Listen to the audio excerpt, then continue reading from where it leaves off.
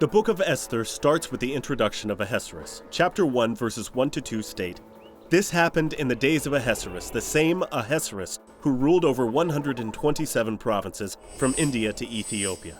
In those days when King Ahasuerus sat on his royal throne in the citadel of Susa, this was the Apadna where he was throned, and this was his royal seat."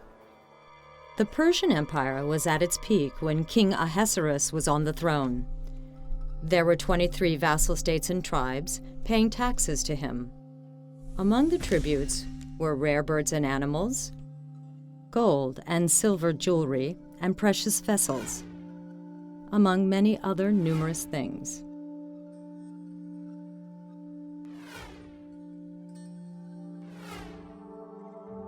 King Ahasuerus was referred to as Xerxes I or Xerxes the Great in Persian history.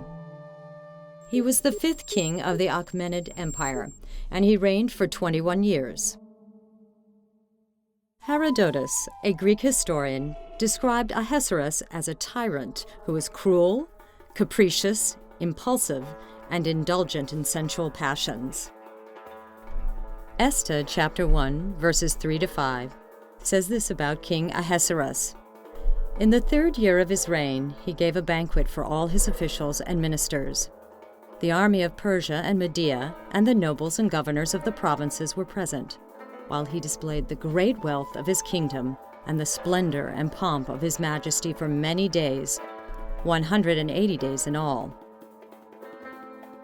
When these days were completed, the king gave for all the people present in the citadel of Susa, both great and small, a banquet lasting for 7 days in the court of the garden of the king's palace." King Ahasuerus had a huge banquet in his palace in Susa, which lasted for half a year. The purpose of the festival was to celebrate the completion of the palace. As mentioned earlier, the building of the palace started by his father, King Darius. In 483 BC, the magnificent palace was finally completed 3 years after Ahasuerus became king. From the site where the throne hall of Susa Palace used to stand, a clay tablet was excavated. It was the foundation charter of the palace of Darius I at Susa. This epigraph was in ancient Persian, describing in detail that Darius I used gold from Sardis and Bactria, silver from Egypt, ivory from Ethiopia, and cedar from Lebanon, and so on, to build the palace in Susa. The Apadina Palace was a grand colonnade-style construction. Archaeological findings show that the Apadina was a square, with each side 109 meters long, which was supported by 36 white onyx columns of 22 meters high. The porches on the east, north, and west sides were also built with 12 granite columns of 17 meters high.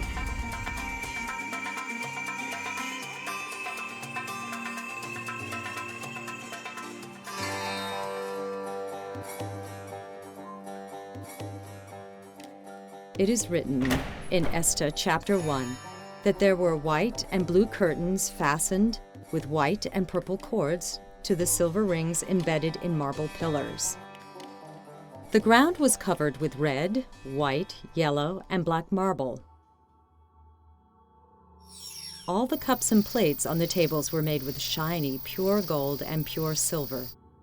As was described in Esther chapter 1, verse 7, drinks were served in golden goblets, goblets of different kinds.